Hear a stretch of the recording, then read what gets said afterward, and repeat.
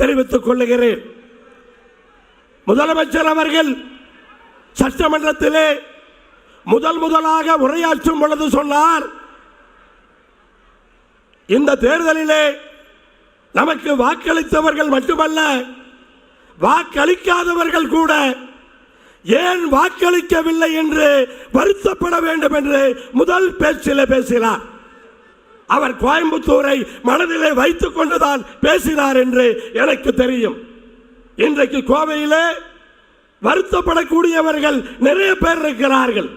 அப்படி வருத்தப்படுபவர்கள் அனைவரும் நமக்கு வாக்களிக்க இன்றைக்கு தயாராகி இருக்கிறார்கள். அப்படித்தான் அத்தனை தொகுதிகளையும் நாம் வென்றெடுக்க வேண்டும். சொன்னது மட்டுமல்ல, முதலமைச்சர் நிரூபித்து காட்டினார். நம்முடைய மேற்கு மண்டல பொறுப்பாளர் செந்தில் பாலாஜி அவர்கள் எவ்வளவு நிதிகளை இந்த கோவை மாவட்டத்திற்கு கேட்டாரோ அத்தனை நிதிகளையும் கோவைக்கு தந்திருக்கிறார். 10 தொகுதிகளிலும் 2021 வெற்றி பெறவில்லை என்று சொன்னாலும் அவ்வளவு நிதியை கோவைக்கு தந்திருக்கிறார். எவ்வளவு திட்டங்கள்! உலகத்தரம் வாய்ந்த நூலகம், உலகத்தரம் வாய்ந்த கிரிக்கெட் ஸ்டேடியம், இன்றைக்கு சின்னைபாளையத்திலிருந்து நீளம்பூர் வரை அந்த பாலத்தினுடைய விரிவாக்கம், எல்என்ஜி பைபாஸினுடைய இன்றைக்கு விரிவாக்கம், இப்படி பல திட்டங்களுக்கு இன்றைக்கு நிதி ஒதுக்கி இருக்கிறார். இன்றைக்கு மட்டுமல்ல கொங்கு மண்டலத்தினுடைய வளர்ச்சிக்கு திராவிட முன்னேற்ற கழகம் தான் வித்திட்டு பணியாற்றியது என்பதை பல உதாரணங்களால் நாம் இன்றைக்கு சொல்ல முடியும்.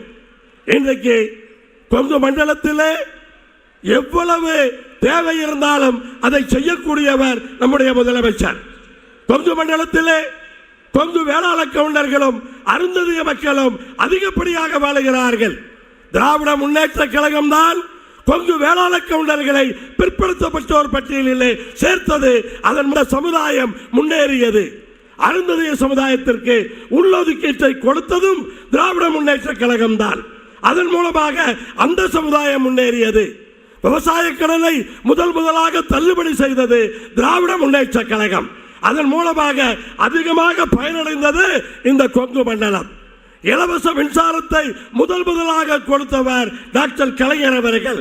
அதன் மூலமாக தமிழகத்திலேயே அதிகமாக பயனடைந்தது இந்த கொங்கு மண்டலம். அப்படி திராவிட முன்னேற்ற கழகத்தால் வளர்ந்ததுதான் இன்றைக்கு இந்த கொங்கு மண்டலம். அவிநாசி பாலம் இருக்கிறது, அதில் 85% நிதி இந்த ஆட்சியிலே செய்தது. அப்ப பாலத்தை யார் செய்தார்கள்? சும்மா போய் பேசிக்கிட்டு நாங்க பாலம் எங்க பாலத்தை ஆரம்பிச்சுட்டு போயிட்டா பாலம் முடியுமா? தரமாக 85% நிதியை ஒதுக்கி நம்முடைய முதலமைச்சர் அவர்கள்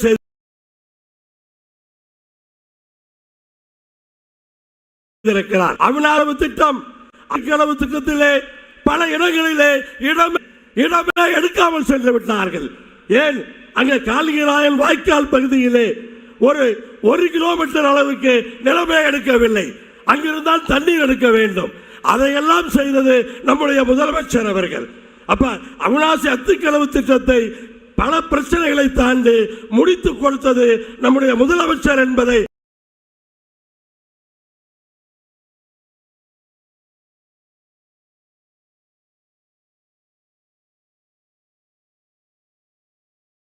எடுக்கவில்லை. இடமே எடுக்காமல் சென்று விட்டார்கள். ஏன்? அங்கே காளிங்கராயன் வாய்க்கால் பகுதியிலே ஒரு கிலோமீட்டர் அளவுக்கு நிலமே எடுக்கவில்லை. அங்கிருந்தால் தண்ணீர் எடுக்க வேண்டும். அதையெல்லாம் செய்தது நம்முடைய முதலமைச்சர் அவர்கள். அப்ப அவிநாசி அத்திக்கடவு திட்டத்தை பல பிரச்சனைகளை தாண்டி முடித்து கொடுத்தது நம்முடைய முதலமைச்சர் என்பதை இந்த கொங்கு மண்டல மக்கள் தெரிந்திருப்பார்கள்.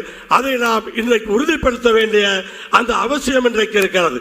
இன்றைக்கு தமிழ்நாட்டினுடைய முதலமைச்சர் அவர்கள் பல்வேறு திட்டங்களை இந்த தமிழ்நாட்டுக்கு கொடுத்து இன்றைக்கு இருக்கிற பெண்கள் எல்லாம் வாக்குகளை நாங்கள் திராவிட முன்னேற்ற கழகத்தினுடைய கூட்டணிக்கு தான் போட வேண்டும் என்று முடிவெடுத்திருக்கிறார்கள்.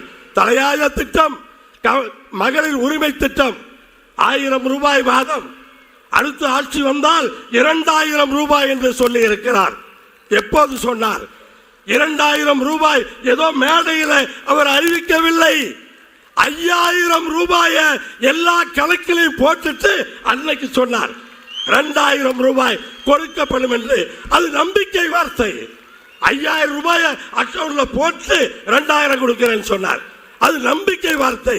சும்மா யாராவது அறிவிச்சாங்கன்னா அது கண்டிப்பா நடக்காது. அதே போல 1,14,00,000 பேத்துக்கு மகளிர் உரிமை திட்டம் கொடுக்கப்பட்டுக் கொண்டிருந்தது. சட்டமன்றத்திலே கோரிக்கைகளை ஏற்று தமிழ்நாட்டுடைய முதலமைச்சர் அவர்கள் எல்லா இடத்திலும் முகாம் போட்டு மீண்டும் பெண்களுக்கு அதில் கொடுக்கப்படும் என்று சொல்லி மறுபடியும் 15 லட்சம் பேத்துக்கு கொடுத்து இன்றைக்கு 1,31,00,000 பேர் இன்றைக்கு அதை பெற்றுக் கொண்டிருக்கிறார்கள். இன்னும் வருகின்ற ஆட்சி காலத்தில் இன்னும் கொஞ்சம் பேர் சொன்னா மறுபடியும் கேம்ப் போட்டா இன்னொரு 15 இவ்வளவுதான் தேவை. இன்னைக்கு இருக்கிற விண்ணப்பம் 22 லட்சம் தான் பெண்டிங். 22 லட்சம் தான் பெண்டிங் இருக்கு. அப்படி இருக்கிறப்ப 1,31,00,000 1,50,00,000 மாறி போச்சுன்னு சொன்னா யாருக்குமே வரல அப்படிங்கிற பேச்சே இருக்காது. அத்தனை பேருக்குமே மகளிர் உரிமை தொகை கண்டிப்பாக வந்து சேரும். அப்படிப்பட்ட நல்ல எண்ணங்களோடு தான் தமிழ்நாட்டினுடைய முதலமைச்சர் அவர்கள் இன்றைக்கு பணியாற்றி கொண்டிருக்கிறார். நாளைக்கும் மகளிருக்காக எதை வேண்டுமானாலும் செய்வார். இப்ப 8000 ரூபாய் கல்ல காமிச்சீங்க, அந்த கூப்பன் நீங்க கலைஞர் கலர் டிவி அறிவிச்சார். இன்னைக்கு போய் கலர் டிவி அறிவிச்சா யாராவது ஏற்றுக்குவாங்களா? ஏன்னா எந்த வீட்லையுமே டிவி இல்லாம இல்லை. கலைஞர் அறிவிச்ச அந்த கலர் டிவி எப்ப அறிவிச்சாரு? எல்லா வீட்லையும் டிவி இல்லாம பக்கத்து வீட்டு குழந்தைகள் பக்கத்து வீட்டில் இருக்க டிவியை ஜன்னல் வழியாக பார்த்த போது கலைஞர் கலர் டிவியை அறிவித்தார். இன்னைக்கு என்ன இத்தனை ஆண்டுகள் கழித்து கூப்பன் கொடுத்து, எப்படிப்பட்ட யோசனை! கூப்பன் கொடுத்து உன் வீட்டுல மிக்சி இல்லையா வாங்கிக்க, கிரைண்டர் இல்லையா வாங்கிக்க, ஃப்ரிட்ஜ் இல்லையா வாங்கிக்க, என்ன இல்லையோ அதை வாங்கிக்க. எப்படிப்பட்ட அறிவுபூர்வமான அறிவிப்பு அந்த அறிவிப்பு! ஆனா இதையெல்லாம் மகளிர் இன்றைக்கு யோசித்து பார்க்க வேண்டும். இந்த கொங்கு மண்டல மக்கள் இன்றைக்கு நம்முடைய செந்தில் பாலாஜி அவர்களை கரூரிலே போட்டியிடுபவரை இங்கே கோவை தெற்குக்கு கொண்டு வந்து நிறுத்தி இருக்கிறார் என்று சொன்னால், கோவை தெற்கு என்பது கோயம்புத்தூர் மாவட்டத்தினுடைய இதயம். அந்த இதயத்திலே செந்தில் பாலாஜியை நிறுத்தி இருக்கிறார். அப்படி என்றால் 10 தொகுதிகளையும் நாம் வெற்றி பெற வேண்டும் என்றுதான் அந்த வேலையை செய்திருக்கிறார். 2021 10 தொகுதியும் நாம் வெற்றி பெறவில்லை. இந்த தேர்தல் பழிவாங்கக்கூடிய தேர்தல். இந்த தேர்தல் பழிவாங்கி 10 தொகுதியிலும் நாம் வெற்றி பெற வேண்டும். அதுதான் நாம் பழிவாங்கக்கூடிய செயலாக இருக்கும் என்று சொல்லி தமிழ்நாடு முதலமைச்சர் அவர்களுக்கு அட்வான்ஸா அவர் முதலமைச்சர் பதவி ஏற்பதற்கு என்னுடைய வாழ்த்துக்களை சொல்லி விடைபெறுகிறேன். நன்றி, வணக்கம்.